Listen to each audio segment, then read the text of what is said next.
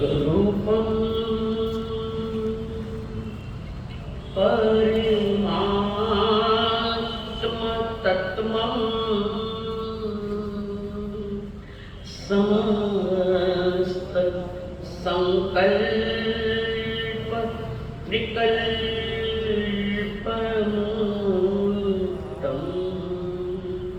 स्वभावनेन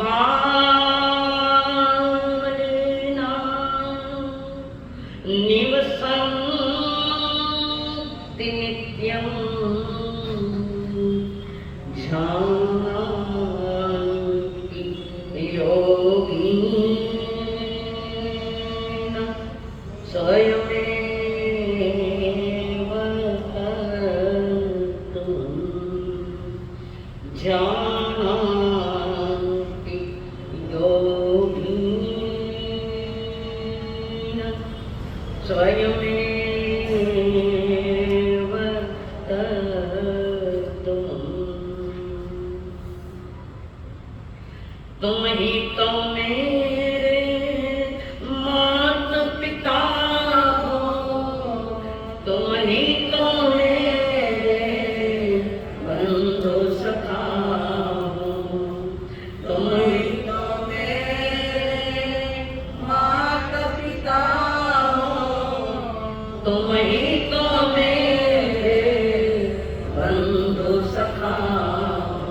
कितने रिश्ते तुम संग जोड़े, कितने रिश्ते तुम संग जोड़े, कोई तो रिश्ता जरूर होगा, कोई तो रिश्ता जरूर होगा। चलते चलते पहुँचन पाई, चलते चलते पहुँचन पाया, मेरी लगन का कसूर होगा, मेरी लगन का कसूर होगा। कई जन्मों से पुकारती हूँ, कई जन्मों से पुकारती हूँ, मेरी तो जरूर होगा, कोई तो कारण जरूर होगा।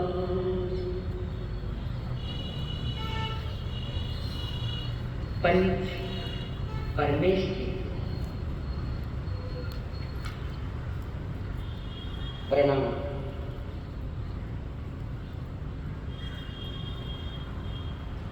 प्रणाम करूं परमात्मा स्वरूप सतगुरुदेव संयम जीवन के सहयोगी साथी, जिन्होंने हमें हाथ दिया, साथ दिया। परम उपकारी परम पूज्य श्री आदरणीय अम्मा जी महाराज साहब, जिन्होंने मेहर दृष्टि से हमारा हाथ पकड़कर हम सद्गुरुओं के चरण में समर्पित किया। अनंत अनंत कार्य मेरे संसारी स्वर्गस्थ पिताजी एवं स्वर्गस्थ माता जी,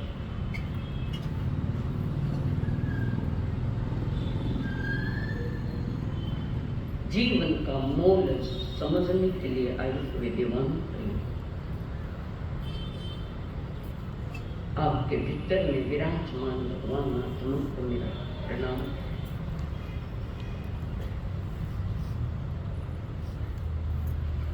परमात्मा महावीर जी ने कहा है,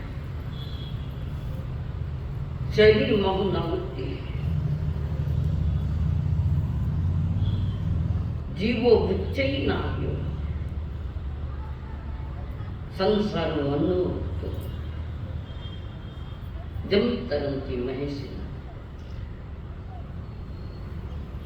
शरीर माहु नाम, शरीर नाम है, जीव नाविक है।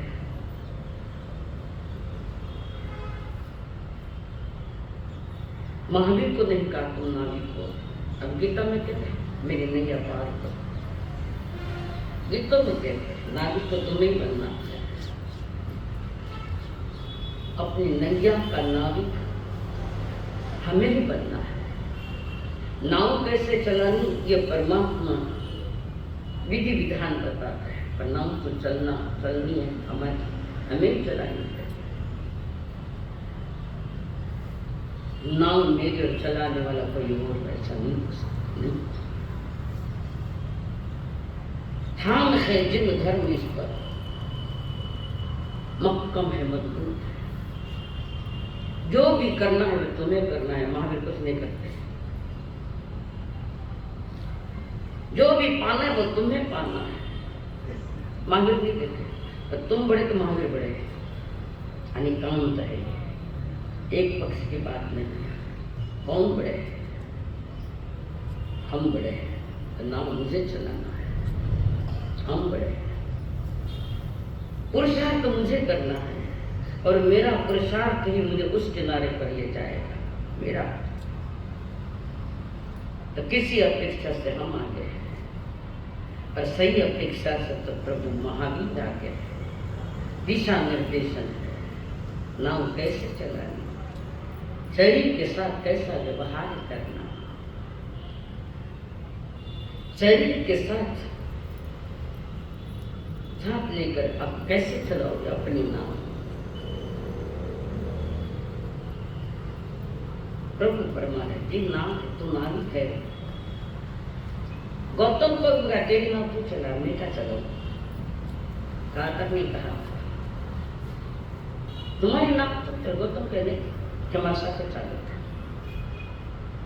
डर लगे, और जो भयभीत है वो धार्मिक नहीं है। वो जो भयभीत है वो धार्मिक हो ही नहीं सकता। धर्म अभय को देता है, और भयभीत लोग वितराग मार्ग की ओर नहीं चल पाते, नहीं चल पाते। उसका भय मिटा ही नहीं। भय को खत्म करने वाला हमारे पास धर्म है। तो भय नहीं मिटा तो समझना क्या समझना। शरीर माहू नाम है, जीवो उच्चिन नाम है, जीव नाम है, ये शरीर नाम है। फूटियोड़ी नाम देवे तो पानी नाम ना आ जाए। फूटियोड़ी नाम फूटी नहीं चलती। नाव में एक भी होल हो तो सागर का पानी अंदर आ जाता है। और नाव वजनी होती, डूब होती थी, फूटी भी नहीं चलती, वजनी भी नहीं चलती, ज्यादा वजन वाली भी नहीं चलेगी।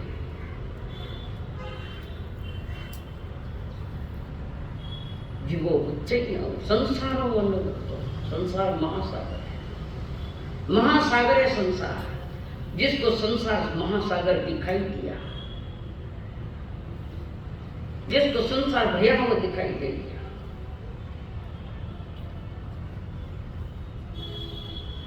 वो निकलते हैं जहां भय नहीं, जहां पुनः जन्म नहीं, जरा भी नहीं, वृद्धापन भी नहीं, अंतिम मृत्यु है, उसके बाद मौत नहीं। तो जो उस किनारे चले गए, यथावस्थान आगे सरक गए। परिणाम से, परिणामों की ऊंचाई आपको उच्चता की ओर ले जाती है। परिणामों की ऊंचाई चाहिए, धार्मिक परिणाम होने चाहिए।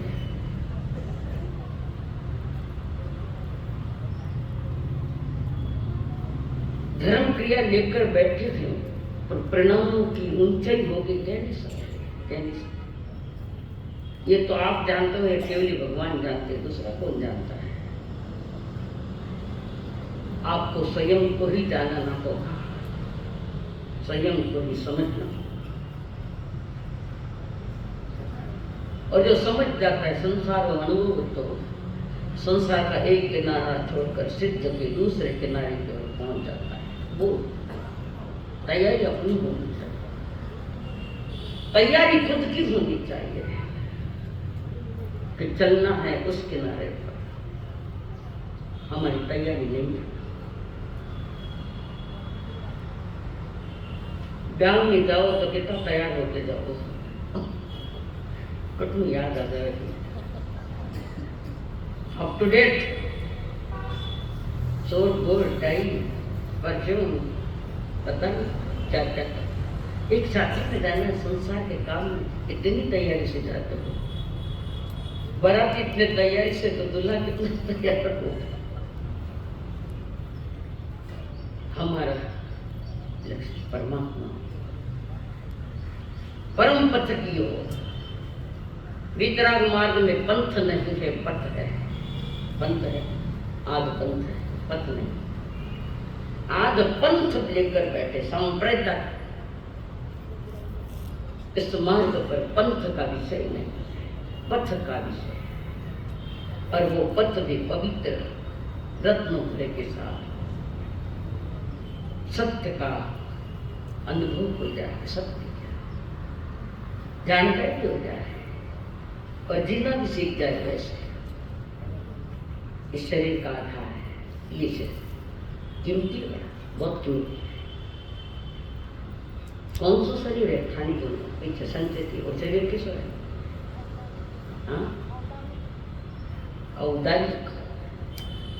उदार प्रधान कहते हैं।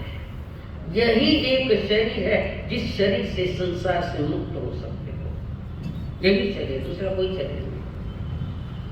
देवताओं के पास होगा अच्छा सुंदर शरीर, काम का क्या है। तिरंज के पास भी होगा सुंदर, हमसे तो ज्यादा सौंदर्य तिरंजों के पास है। उनके शरीर के रंग देखो, एक से एक बढ़ता है।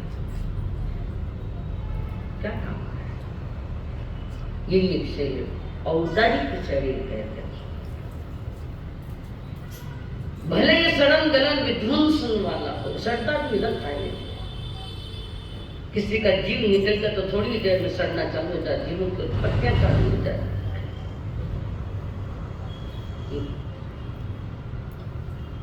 इस शरीर में लोही है, हड्डियां है, रक्त है, पीप है, गंदगी से भरा है। ये शरीर पूरा गंदगी से भरा है। मंसारी लोही है, राख। देखो ना, तो हॉस्पिटल में जाना, ऑपरेशन थिएटर में जाना, देख लीजिए, उसमें वो पवित्र पवित्र परमात्मा बैठा है, गंदगी में बैठा है। बैठा तो गंदगी में चले, फिर भी गंदा नहीं हुआ, गंदा नहीं हुआ। गंदगी में बैठकर भी गंदा नहीं हुआ। ये आत्मा रूपी परमात्मा जिसमें बैठा वो गंदगी नहीं लेता। और यही एक शरीर गंदगी में हो तो भी मुक्ति की गंध देता है, सहयोग करता है मुक्ति के लिए। महर्षि जन तर जाते हैं शरीर के साथ, जम तरंती महेश। औदारिक शरीर की बड़ी महिमा है। लिखो,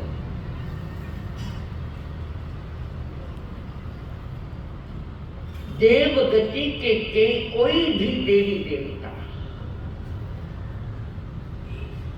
देव गति के कोई भी देवी देवता, भले ही सम्यक दृष्टि है, थोड़ा ध्यान से समझ भी लेना। देव गति का कोई भी देवी देवता भले सम्यक दृष्टि है, फिर भी मनुष्य के आगे नहीं है। जो मनुष्य की अवस्था है, पर्याप्त है, वह औदारिक शरीर विशुद्ध परिणाम पा सकता है, देवता नहीं पा सकता। ये मनुष्य ही पा सकता है। सम्यक दृष्टि है देवता, सारा वैभव भी है, होगा। देव गति से कोई मोक्ष नहीं जा सकता। जब देव गति से मोक्ष नहीं होता तो नरक का तो विशेष नहीं, और किरेच भी नहीं। पूर्ण पुरुषार्थ का धनी है तो ये औदारिक शरीर वाला कर्म भूमि का मनुष्य है। जिनको ये विषय कभी सुनने में नहीं है, थोड़ा कठिन पड़ेगा, पर मैं सरल करके कहने की चेष्टा करता हूँ। समझना पड़ेगा, नहीं आगे नहीं चले, आएगा सकारात्मक सोच, आएगा जरूर आएगा। पापी से पापी के भी ज्ञान में आ गया, तुम इतने पापी थोड़ी हो, पापी से पापी के भी ज्ञान आ गया, अर्जुन माना। पापी से पापी व्यक्ति भी समझ गया कोई रोहिंग्या चोर, महाडाकू से डाकू भी समझ गया, महाडाकू से डाकू प्रभुवा चोर, वे समझ गए। हम इतने पापी तो नहीं है। तो देव गति के पास सम्यक दृष्टि हो सकता है कई सम्यक दृष्टि देव, पर मनुष्य की अवस्था वाला, मनुष्य देखधारी, औदारिक शरीरधारी देखधारी, विशेष शुद्ध परिणाम, भद्र परिणाम वाला, जिन मार्ग का यथा योग्य परिपालन करने वाला, पुनः बोल रहे, जितना भद्र परिणाम वाला मनुष्य बन सकता है, इतना कोई गति वाला नहीं। आज नहीं मनुष्य भद्र परिणाम वाला, मैं तो परमात्मा ने कही गई बात कह रही हूं। मनुष्य जितना भद्र परिणाम में चला जाता है, जिन मार्ग यथा योग्य आज्ञा का पालन करता है, जिन मार्ग के यथा योग्य आज्ञा का परिपालन करता है, देवता नहीं कर सकते। कारण देवता व्रतधारी हो ही नहीं सकते, व्रत ले नहीं सकते देवता, ना देवता ले सकते ना नारकी ले सकती है।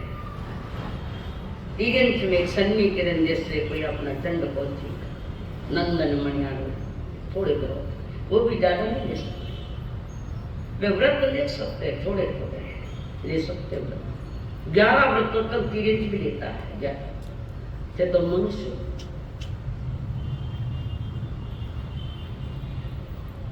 सन्नी तिरंज व्रत ले सकता है, पर मनुष्य के महिमा के वो महाव्रतों से मुक्त हो सकता है। महाव्रतों से या अवकाश की पात्रता मात्र मनुष्य की है। तो देवता इतनी परिपालना नहीं कर सकते, इसलिए मनुष्य की अपेक्षा से देवता का मूल्य कम है। प्रश्न हमारा देवता सम्यक दृष्टि और मनुष्य के पास सम्यक दर्शन तो है नहीं, तो भी मनुष्य की महिमा बता रहे हैं। देवता के पास सम्यक दृष्टि और हम तो मिथ्या दृष्टि है, फिर भी मनुष्य जन्म की महिमा का रखे। भले सम्यक दर्शन नहीं है मनुष्य के पास, पर मनुष्य के पास वो है जो अन्य 3 गतियों के पास नहीं है, नरक, तिरंज और देवता, जो मनुष्य के पास है। कारण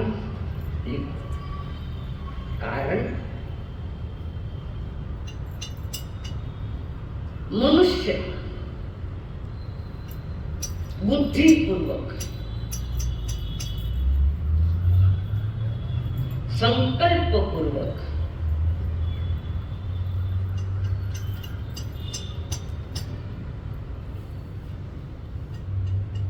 समझदारी पूर्वक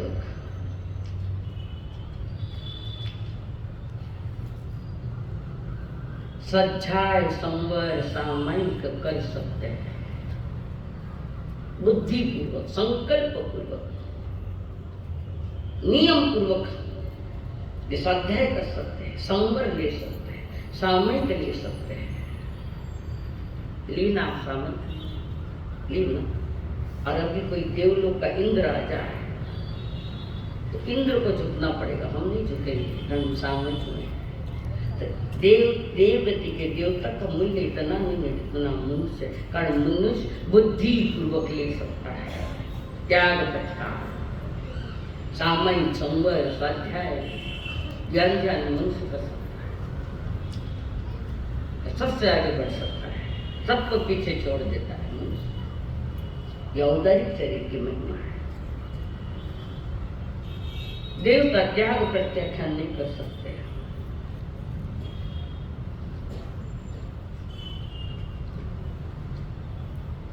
ऐसा देवता जो भगवान तीर्थंकरों को तीर्थ प्रवर्ताओं कहने के लिए आने वाले होते हैं। लोकांतिक देव, देव के अलग अलग प्रकार है। ये लोकांतिक देव के ऊपर, ये लोकांतिक देव जिनके पास 14 पुरों का ज्ञान है। लोकांतिक देव 14 पुरोधारी है, जो साधु पुरों में 14 पुरों का ज्ञान प्राप्त किया हुआ है, परंतु आगे नहीं बढ़ पाया, पुरुषार्थ नहीं कर पाया, तो वे आयुष्य पूरा करके लोकांतिक देव में गए। 14 पुरों को ज्ञान, तो ज्ञान तो जरूर है पर प्रत्याख्यान नहीं है। ज्ञान तो तब शोभा देता है जब जीवन में प्रत्याख्यान का जन्म हो गए। आया समझ में आया? आप लोगों ने समझ में आया? नहीं समझ में तो वापस बताऊं, जानना जरूर है। मनुष्य के पास एक नौकार मंत्र भी हो और वो प्रत्याख्यान कर ले तो मुक्त हो सकता है मनुष्य। प्रत्याख्यान की महिमा है, त्याग की महिमा है, देवता के पास नहीं। जो त्यागे वो आगे है, त्यागे। और मनुष्य के तरफ इशारे किए प्रभु ने। मनुष्य तो प्रत्याख्यान कर सकता है, प्रत्याख्यान जब भी तो चतुर्विध संग तैयार होगा। ये सब प्रत्याख्यान हो, बिना प्रत्याख्यान वाले को अंदर प्रवेश नहीं। साधु साधु श्राग श्राय का छोड़कर अन्य किसी मनुष्य को उस तीर्थ में प्रवेश नहीं है। जिन मार्ग प्रत्याख्यान को मूल्य देता है वो ज्ञान गुरु करना चाहिए। देवता के पास ज्ञान है पर प्रत्याख्यान नहीं। अप्रत्याख्यानी चौपड़ी का उदय, कर्म का उदय, विद्या पचकान नहीं कर सकते। इतना मीठा है और तो क्या। तीर्थंकर की आत्मा जब घर से निकलती है दीक्षा लेने के लिए और उनकी शिविका तैयार होती है, देवता करते शिविका, हाईएस्ट शिविका। शिविका समझो, पालकी, पालकी के खाना, पालकी की शिविका देवता तैयार करते हैं और वहां वे वैरागी बैठते अंदर। इंद्राणियां, देवी देवता सब आए और वो शिविका उठाने के लिए तैयार हो गए। शिविका का हाथ लगाए। तीर्थंकर के पिता कहते हैं तुम्हें अधिकार नहीं हाथ लगाने का। इसको इस शिविका को देवी देवता नहीं उठा सकते। इस शिविका को उठाने वाला नियम से कर्म भूमि का मनुष्य होगा। आगे चलकर वही उनके शासन में दीक्षित होता है। शिविका उठाने वाले को पता नहीं होता उस समय कि मैं भी साधु बनूंगा, मैं साधु बनूंगी, उन्हें पता नहीं। पर नियति का ऐसा ही नियम है कि इंद्र इंद्राणियां देवी देवता उसको हाथ नहीं लगा सकते। शिविका को उसके उठाने वाला कर्म भूमि का मनुष्य होगा जो आगे चलकर उनके शासन में त्याग पचकान करेगा, महाव्रती बनेगा। इसलिए मनुष्य की अवकाश ज्यादा है, देवता की नहीं। भले ही उसके पास सम्यक दर्शन है, हमारे पास नहीं है। हम स्वाध्याय कर सकते, हाथ में किताबें ले सको ना, पढ़ सको ना, बहुत मंत्री पीछे कौन दो जानना है क्या? लिए ना, हाथ में किताब है, पेन है, श्रवण भी है, वो भी चल रहा। ये मनुष्य की पात्रता है और वो मनुष्य और कोई नहीं, आप ही को थामती है, दूसरा कोई। कितनी योग्यता है, कितनी संभावना हमारे भीतर में, कितनी संभावना है। मनुष्य चाहे तो सबसे ऊपर चढ़ सकता है, वर्तमान में भले नहीं, महान देख सकते हैं। तो यहाँ परमात्मा महावीर कह रहे हैं त्याग पचकान की पात्रता, योग्यता, पुरुषार्थ सिर्फ मनुष्य में है। बुरा थोड़ा बहुत है, बाकी तो महान है। महान अपनी महानता पर कभी प्रश्न चिन्ह मत खड़े करो, कभी प्रश्न चिन्ह मत खड़े करो। तुम महान को, मैं महान हूं ये जानना पड़ेगा आपको। मैं महान हूं, देवता भी हमसे महान नहीं है। मेरी औकात है वह पद पाने की, मेरी औकात। कई बार लोग मंदिरों में जाते हैं, जैन मंदिरों में, बाकी के बाद में नहीं कहूँ, जहाँ वितरागता की प्रतिमा है, स्थापित की गई स्थापना निषेध प्रतिमा है, पूजा करने के लिए नहीं है, प्रतिमा पूजा करने के लिए नहीं, न अभिषेक करने के लिए, न पूजा करने के लिए, न फूल चढ़ाने के लिए। उस वितराग प्रतिमा का फिर क्या प्रयोजन है? पूजा नहीं, पाठ नहीं, फूल नहीं, अभिषेक नहीं, कुछ भी नहीं। ये तो सब वैदिक दर्शन से आया, लंबा चौड़ा इतिहास। तो हम लोग कहते मैं थानक वासी मिंदर में नहीं जाऊंगा, मिंदर में पाप लगे में परेशान, पाप लगे। मैं थानक वासी मिंदर में नहीं जाऊंगा, कटे होते स्थानक वासी खाली मुंह पर मान ले तो स्थान पास हो जाओगे। पाना नहीं जीवन को बदलना है साधना, पाना नहीं जीवन को बदलना है साधना, धोए सा जीवन मौत है, धोए सा जीवन मौत है, जलना है साधना, पाना नहीं जीवन को बदलना है साधना।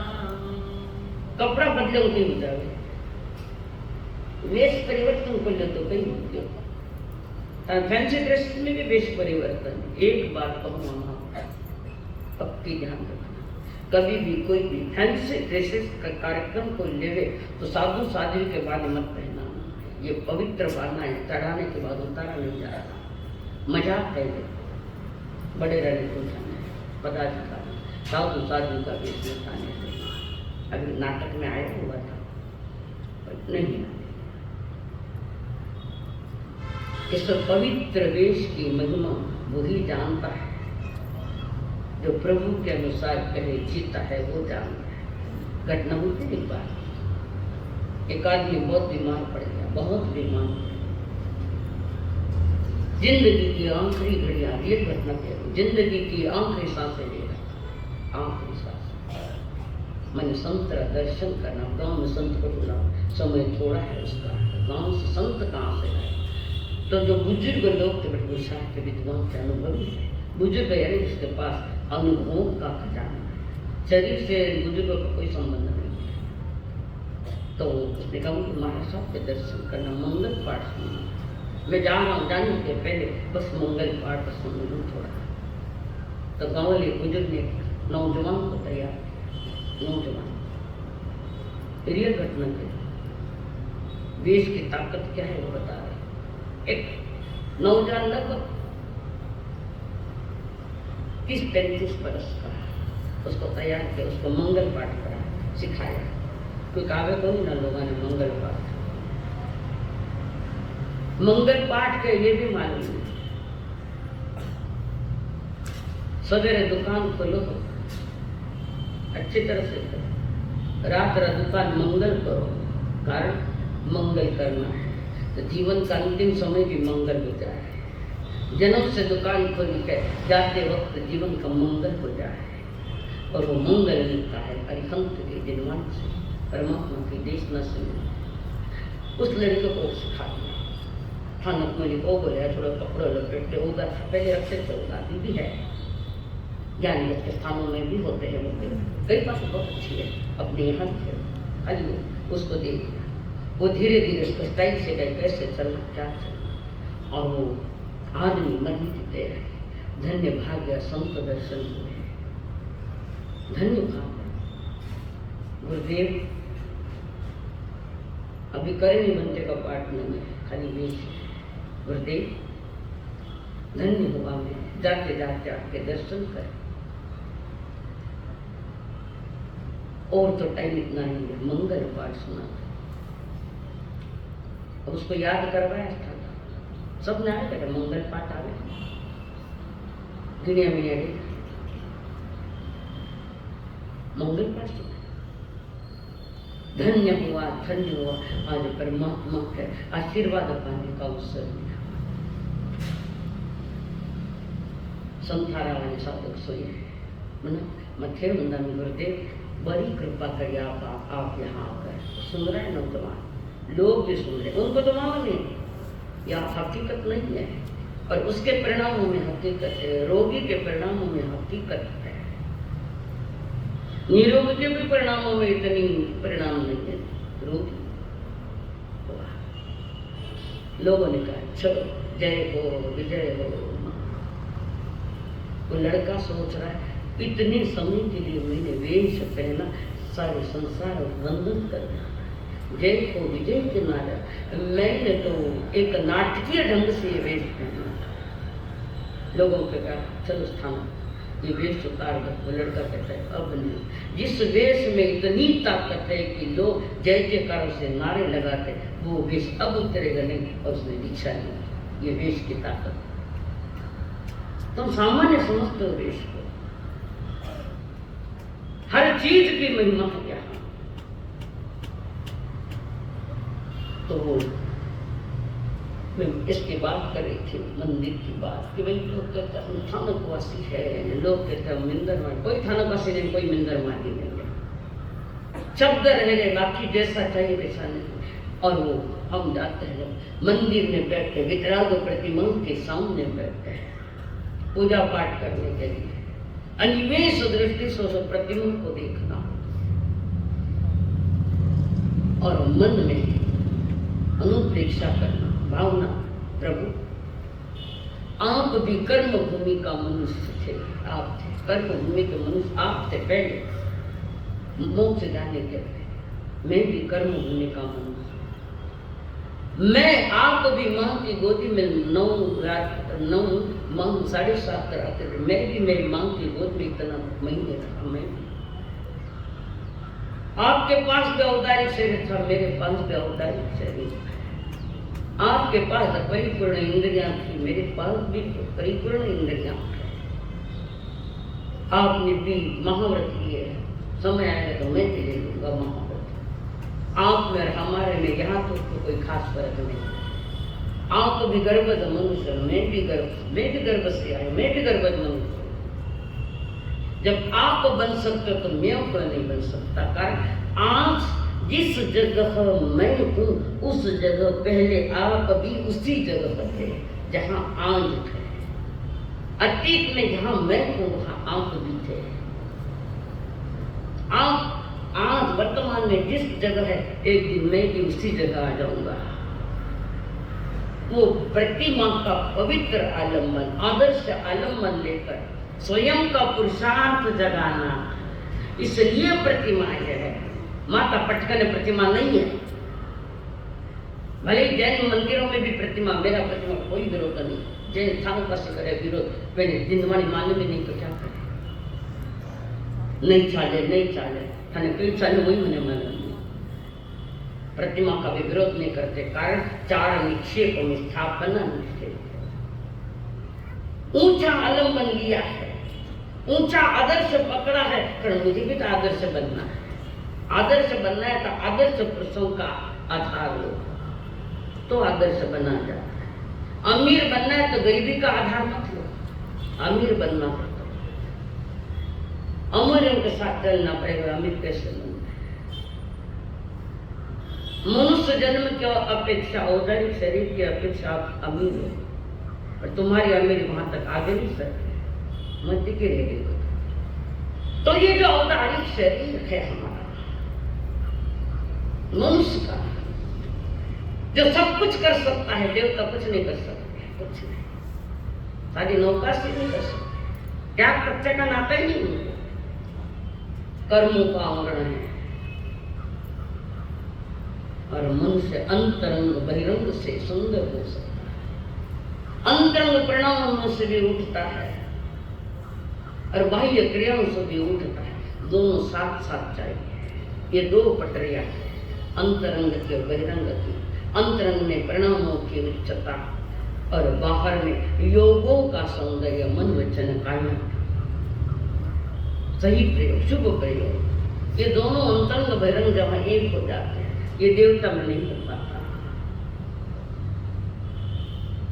ये औदारिक शरीरधारी सज्जन पुरुषों की बात है, सामान्य सज्जन। और सज्जन जब बनना है, आगे चढ़ना है सत्य के, तो पहले तुम्हारा बाह्य व्यवहार में उत्कृष्ट चाहिए, सज्जनता का लक्षण हो। और सज्जनता का लक्षण कहाँ मिलता है कि संत के चरणों में, संत के चरणों में सत्संग करने से होता है। सत्संग यानी सत्य का संग लग जाए कि हकीकत क्या है, संसार की हकीकत। भगवती सूत्र में इस बात को चर्चा करी है। सवणे नाणे बिन्नाणे, सुनिए, सवणे नाणे बिन्नाणे, पच्चक खाने ये संजमे, अनाहय तरे चैव गोदाने अक्रिया सिद्धि। सत्संग क्या करता है, सत्संग से क्या प्राप्त होता है, ये भगवती में प्रश्न आया और प्रभु ने उसका उत्तर दिया है। सत्संग क्या करता है? सत्संग में सबसे पहला कार्य होता है श्रवण का काम, सुनने का काम होता है। और कटे मेरी सत्संग के सिवा बाकी जगह तो गाड़ियां मिलेगा, यहाँ गीत सुनाई देगा, परमात्मा का संगीत सुनाई देगा। यहाँ सत्संग में बैठने से क्या मिलता है? सत्संग क्या करता है? श्रवण करवाता है। पुरुषार्थ करने वालों की बात है। श्रवण से क्या होता है, सुनने से क्या होता है कि सुनने से ज्ञान मिलता है। असल सुनने से ज्ञान मिलता है, बिना सुने मालूम पड़े थे। इसलिए कहा सोचा जाने कल्याण, सोचा जाने पाप। वो 10वें काली चौथे अध्याय के पीछे गाथा, 11 नंबर की गाथा बता रहे। सुनने से बहुत लाभ है, पर लाभ लेने वाला हो वो बात अलग है। लाभ लेने वाला, सुनने से ज्ञान मिलता है, सत्य असत का ज्ञान। सत्य क्या है, असत क्या है? दो चीजें हो तो कंपैरिजन कर सकते हैं। खाली सत्य ही सत्य तो असत समझ में नहीं आएगा, और खाली असत ही असत है तो सत्य समझ में नहीं आएगा। दोनों ही पास में सत्य और असत, फिर निर्णय हमारा होगा कि सही क्या है गलत क्या है। निर्णय हमारा होगा, वो औदारिक शरीरधारी मनुष्य कर्म वो निर्णय करेगा कि सत्य क्या है, असत्य क्या है, किस दिशा में मुझे चलना है और किस दिशा में नहीं जाना है। ये निर्णय हमारा होगा, वैयक्तिक होगा। फिर ज्ञान से विशेष ज्ञान आता है, विज्ञान जिसमें बाहर का विज्ञान नहीं, अंतरंग विज्ञान जिसमें ज्ञान निखर कर विशेष ज्ञान में परिवर्तित हो जाता है। और विशेष ज्ञान जब आता है जीव के पास, तो वो जीव प्रत्याख्यान करता है, त्याग बचता है, प्रत्याख्यान देता है। ये विधि विधान है औदारिक शरीर वाले के लिए, ये विधियां दे रही है। प्रत्याख्यान का जन्म होता है,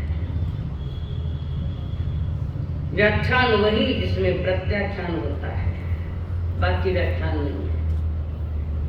जीव अंदर में जाके छोटे छोटे त्याग कर ले। कल बताया एक छोटी सी बात ने कहां से कहां पहुंचा दिया। प्रत्याख्यान कर लिया, वृत्ति बनी, तो उसी में आगे जाकर संयमी बन जाता है, साधु बनता है, संयम ले लेता है, महाव्रत ले लेता है। रमेश दिमाग को दुख है, गरिष्ठ भोजन तो नहीं लग रहा है, समझ में आ रहा है ना, सीधी भाषा है। खास साधु बनता है, पहले अनुव्रति बना, अब महाव्रति बनता है। ये सारा काम कौन करता है? सत्संग। सत्संग ये काम करवाता है जीव के पास, भव्य आत्माओं के लिए। और संयम लेने के बाद अनाश्रवी होता है, यानी पाप पुण्य से अलग हो जाता है। अनाश्रवी, आश्रव नहीं, आश्रव यानी कर्मों का आना, आश्रव यानी कर्मों का आना। वे पाप वाले हैं या पुण्य वाले हैं, पापाश्रव और पुण्याश्रव के कर्म आते हैं। तो यहाँ पर संयम लेने के बाद जीव अनाश्रवी आश्रव रहित होता है। न पाप के परमाणु आते, न पुण्य के परमाणु आते। अंतरंग में संयम चारित्र खिल रहा है। अंतरंग में अनाश्रवी होने के बाद वो एक तपस्वी बनता है। संलेखना, तपस्वी, अंतरंग तप प्रारंभ हो जाता है। वांछना, पृच्छना, पर्यटना, धर्म कथा और अनुप्रेक्षा, चिंतन वाले काम, तपस्वी बनता है। संवर तप है, संवर भी तप है, तपस्वी भी बनता है। तो संवर क्या करता है कि नए कर्मों को नहीं आने देता और पुराने कर्मों को बाहर निकालता है। ये संवर सामर्थ्य की ताकत है। एक सत्संग में आने से क्या होता है कि एक ने पूर्व कर्म का नाश करता है, नया कर्म आने नहीं देता और वो मुक्ति पूरी कराही बनता है। एक श्रवण मात्र में इतनी बातें किरात ने कितनी बात आई मैंने नहीं मालूम, तुम जानो, तुम्हारा विषय है, मेरा। ये सत्संग बंद नेत्रों को खुलवाती है।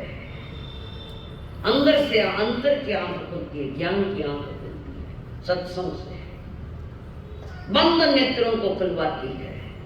जो मोह में डूबे हैं उनको मुंह से थोड़ा बाहर निकाल देते, थोड़ा तीव्रता नहीं रहती मोह। अंतर की आंख, ज्ञान की आंख जब खुलती है तो जीव के सामने सत्य भी आकर खड़ा हो जाता है। ज्ञान आंख खुलती, मोह थोड़ा हिलता है, सरकता है तो थोड़ी थोड़ी जानकारी ले जाती, पता चलता। सत्संग अंतरंग अंधेरे को खत्म करता है और वो यात्रा चलती है अंधेरे से उजाले की ओर की यात्रा प्रारंभ। तो ये सारी महिमा औदारी शरीर की है। याद है ना औदारी शरीर, इस शरीर की जो आपके पास है, देवता के पास ये शरीर सुंदर है पर सही नहीं। सुंदर होगा, लेना देना क्या, सुंदर होगा पर त्याग प्रत्याख्यान वाला देह नहीं होगा देवताओं के पास। देवताओं के शरीर में न लोही है, न हड्डियां है, न रात है।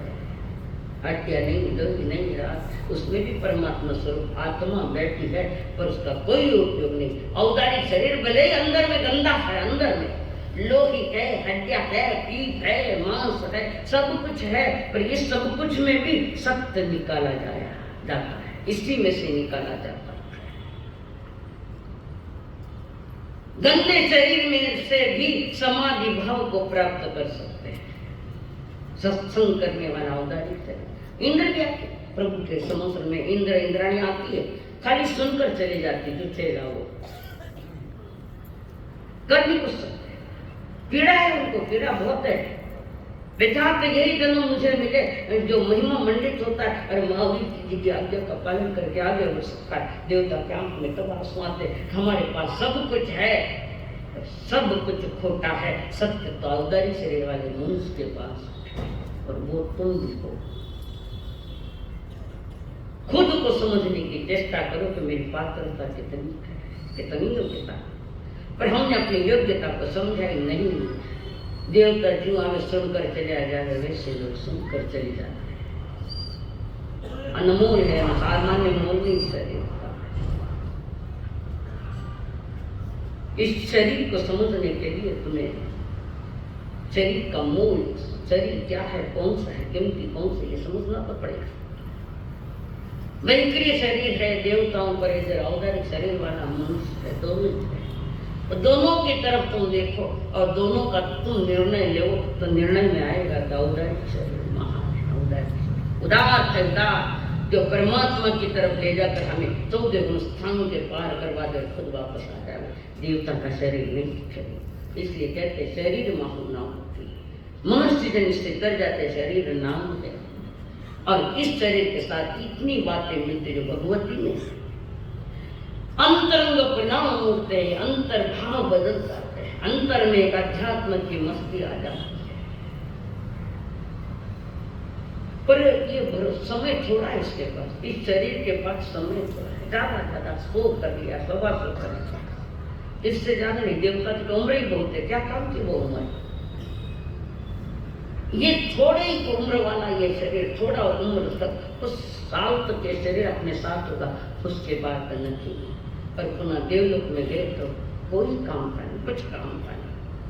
भरोसा कर स्वयं पर, जगत पर भरोसा करने की अपेक्षा स्वयं की संभावनाओं पर तो भरोसा कर, तुझे मिलेगा। नहीं कि शरीर चला जाए।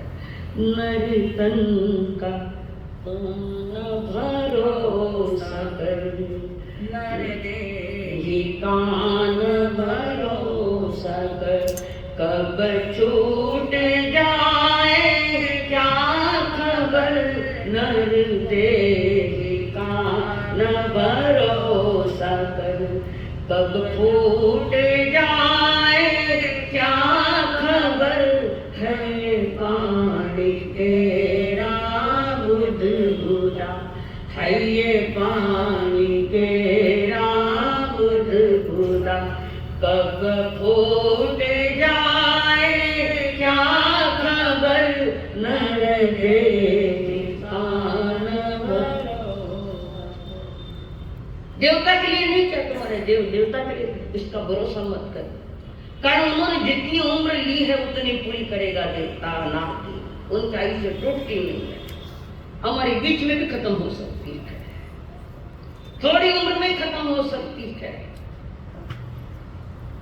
देवता के लिए भरोसा करने का कोई कारण नहीं, कारण उनको मालूम है जितनी उम्र मिली उतनी पूरी करनी ठीक है। बीच में देवता नहीं मरते, नहीं मरते। 33 सागरों पर उनकी भी उम्र है, उतनी पूरी करनी पड़ेगी, पर मनुष्य के लिए नहीं। कम भी होती जाती है, 7 कारणों से उम्र कम हो गई, आयुष्य टूटे। उत्तराधीन में आता पहले बताया, ये कभी भी छूट सकता है। नाग के देवता के लिए नहीं, वो पूरी करनी पड़ेगी। मनुष्य के लिए कभी भी बीच में खत्म हो सकती है। यानी जन कहे, है ये पानी तेरा बुदबुदा, कब फूट जाए क्या खबर। नर देही कान भरोसा। ये भरोसा करने योग्य नहीं है, पर भरोसे वाले के साथ बैठता है, इसलिए इसकी कीमत है। आत्मा के साथ जिस पर भरोसा किया जाता है, आत्मा परमात्मा, आत्मा पर पक्का भरोसा, परमात्मा पर पक्का भरोसा। देह पर भरोसा नहीं किया जाता, और यही गड़बड़ होती। हमने देह पर भरोसा किया, आत्मा परमात्मा के भरोसे की कोई बात ही नहीं। न जिनमन की बात है, न अरहंतों की बात, कहाँ भरोसा है।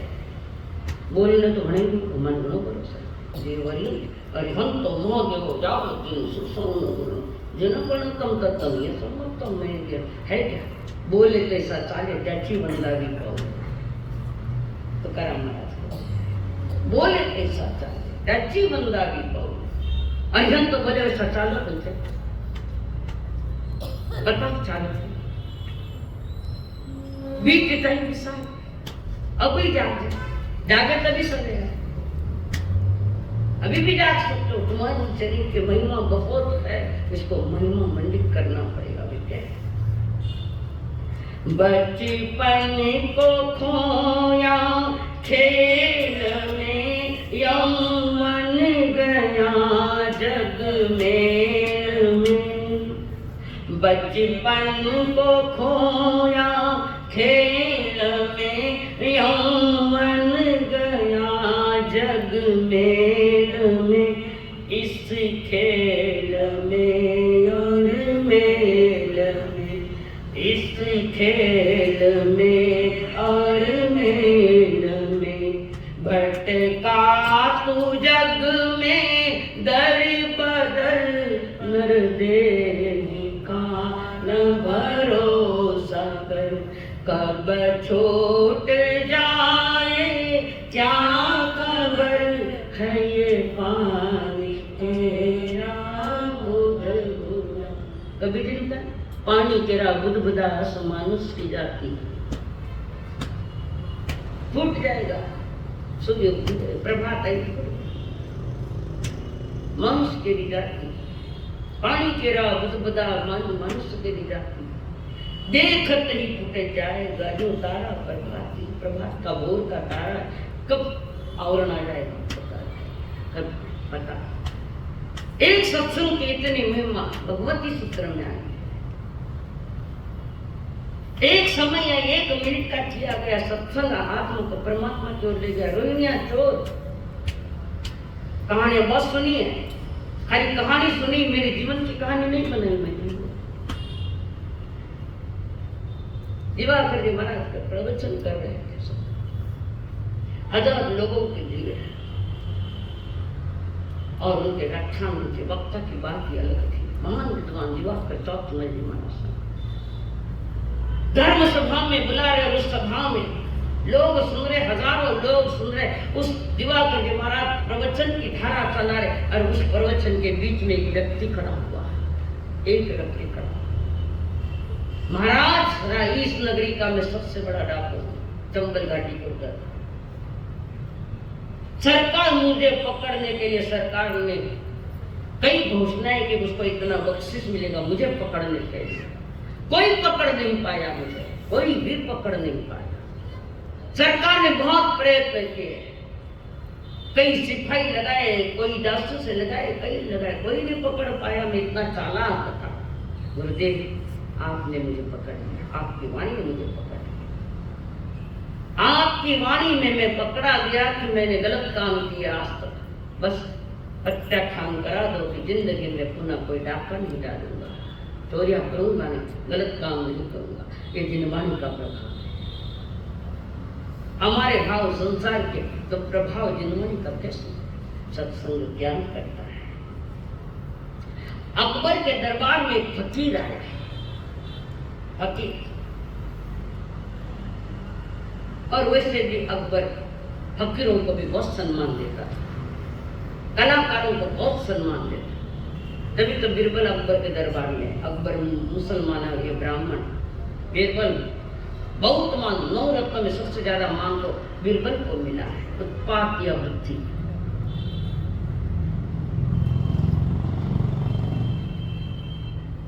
और अकबर ने पूछा, फकीर को पूछा अकबर, तुम्हारा भगवान क्या करता है? फकीर का चुप, नहीं पूछ रहा हूं तुम्हारा भगवान क्या करता है, क्या काम करता है? तो मुझे प्रश्न पूछ रहा है अकबर, सिंहासन पर बैठकर मुझे प्रश्न, मैं खड़ा हूं, मैं तुझे सब सिखा रहा हूं, तो मैं तेरा गुरु हूं। गुरु ऊपर होता है, शिष्य नीचे होता है। जो भी पढ़ा रहे उनके बराबर में नहीं बैठना, पढ़ना है तो थोड़ा नीचे बैठना। गुरुदेव बैठा करते थे आचार्य को, कोई पढ़ाना पाते तो पढ़ाने वाले को चौके देते, स्वयं नीचे बैठते। ये ज्ञान बचाने की ताकत आचार्य श्री के पास थी। ज्ञान को बचाया तो अहंकार नहीं आने दिया। हमें ज्ञान फंसता ही कहा, थोड़ा सीख लेकर अहंकार आ गया, वो ज्ञान तुम्हारा बहते गया पानी में। फकीर ने कहा चुप बैठ, तो नहीं मेरा वो करी, तुम्हारा भगवान क्या करता है इतना ही जानना था। फिर अकबर ने दोबारा अपना प्रश्न पूछा, तुम्हारा भगवान क्या करता है? नीचे बैठ, नीचे बैठ, फकीर ने कह दिया नीचे बैठ। और अकबर ने बीरबल की तरफ देखा, बीरबल ने कहा पूछ लिया, बैठ जाओ नीचे, क्या करता है, बैठ जाओ नीचे, सीखना है तो नीचे बैठ जाओ। बीरबल की बात मानते थे अकबर में, निष्ठा था भी वैसा वफादार। फकीर ने कहा आप ऊपर से नीचे बैठो, मैं ऊपर बैठूंगा। अगर आपको ये जानना है कि भगवान क्या करता है तो मैं ऊपर बैठूंगा, तुम नीचे बैठो। अगर मैं खाने को चाटे बैठो, मैं ऊपर बैठा तो बैठन देवना के मान यथा योग्य स्थान जिसका उसका जिसको उसको समर्पित होता है। और उसी के साथ अब पूछो क्या है कि तुम्हारा भगवान क्या काम करता है? अकबर ने पूछा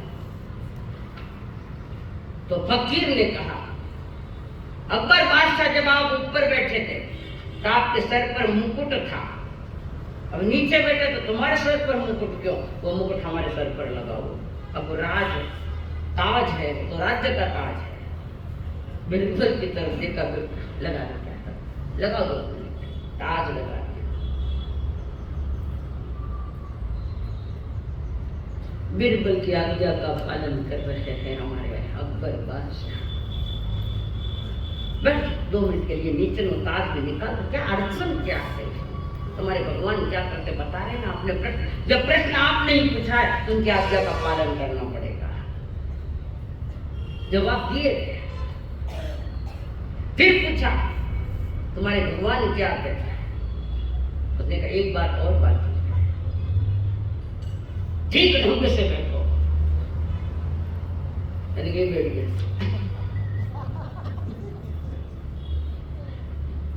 सत्संग में किस ढंग से बैठना इसका भी विधेय। कोई टांगना मत टांगना न होकर बैठे नहीं, चेयर पर बैठे तो भी शालीनता से, कोई यूं बैठे नहीं। जिन मन का बहुमान होना चाहिए। बैठने की भी एक विधि है, अंतरंग की विधि अलग है, बहिरंग शरीर की भी विधि अपनी है। उससे बैठना। अब वो पूछो क्या पूछना है, वही तुम्हारा भगवान क्या करता है। अब क्या पूछ रहे, तुम्हें दिखाई नहीं दे रहा है क्या? नहीं, मुझे नहीं समझ में आया। झाग बर ऊपर वाले को नीचा बिठाकर नीचे वाले को ऊपर बिठाता है, यही तो काम भगवान करता है। समझ में? जो नीचे बैठे उन्हें परमात्मा ऊपर खींच लेते हैं, जो आना चाहते हैं, और ऊपर बिना कारण बैठे उनके नीचे बैठे। ये परमात्मा का जो नीचे से नीचा निगोद तक गया है, तो आगे सरकता सरकता काम निर्जरा करता परमात्मा की वाणी उसको ऊपर उठा देती है, हेठ ऊपर, जहां पुनः नीचा आने का काम ही नहीं। ये सारा कहां से मिलता है? महफिल, हमारी महफिल में बैठ को देखो, ये जिंदगी कितनी हसीन है। हमारी यानी परमात्मा की महफिल में बैठ कर देखो, ये जिंदगी कितनी हसीन है। ये महावीर की महफिल है, ये मोहन की महफिल है, ये मीरा की महफिल है। महफिल में बैठ कर तो देखो, जीवन जीने जैसा तुम्हें नजर आएगा। बड़ी गहरी बात रख रहे हैं तो हम। सत्संग हमारे लिए, सत्संग क्या काम करता है? किस सपनों की दुनिया से छुड़ाता है और सत्य की दुनिया में ले आता है। हम सत्संग में नहीं बैठ रहे, सपनों की दुनिया में बैठ जाते हैं और स्वप्न देख रहे जो झूठे हैं। सत्संग सपनों की दुनिया से छुड़ावे और सत्य की दुनिया में ले जावे। सपना सिर्फ सांत्वना देता है, सपना सांत्वना देता है, वो सुंदर झूठ है। सुंदर दिखता सुंदर है, सपना सुंदर है पर सत्य नहीं। सपना सुंदर हो सकता है, सत्य नहीं हो सकता। और आदमी सुंदर झूठ की ओर खींचा जा रहा है, सुंदर झूठ की ओर है। सुंदर पर झूठ है। सांप बड़े सुंदर है, सोना जैसा दिखे, ले वो हाथ में, ऐसे क्या हाथ में दिखने में सुंदर है बहुत, ले हाथ में दिखा तो डंक मारे। सपना सुंदर हो सकता है पर सत्य नहीं हो सकता। अंधा व्यक्ति कहता है मैंने आज स्वर्ग देखा, मैंने आज सुंदर स्वप्न देखा। दूसरे ने कहा वाह आपने भी क्या खूब देखा, अपने आप को तो देखा ही नहीं, मैं स्वर्ग में, आंख का तो पता ही नहीं। अंधा भी देखना चाहता है। आंख वाले इतना देखना नहीं चाहते जितना अंधा देखना चाहता है, बहरा सुनना चाहता है। वो अंधे बहरे और कौन है? हम ही है, हम ही बने। और इसकी जानकारी देने वाला सत्संग है। सत्य का संग लग जा रहा है, सत्य का अनुभव हो जाए तो झूठ अपने आप छूट जाता है।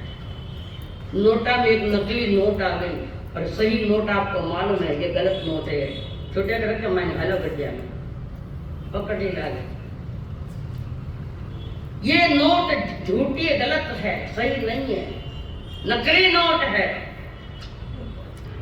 तो तिजोरी मैंने छिपाई रखो हो गए, नकली नोट है, नकली नोट छोड़ती है। हमारा जीवन ज्ञान नहीं, नकली फूलों में मारू जीवन सजाव्यो, नकली फूलों में मारू जीवन सजाव्यो। नहीं, आर्टिफिशियल हो गया आदमी, नेचुरली प्राकृतिक नहीं है। और जीवन को प्राकृतिक बनाने के लिए प्रभु कहते सत्संग, सत्संग में बैठने के पहले संकल्प हो हमारा, इंसान हम बनेंगे, संकल्प हो हमारा, इंसान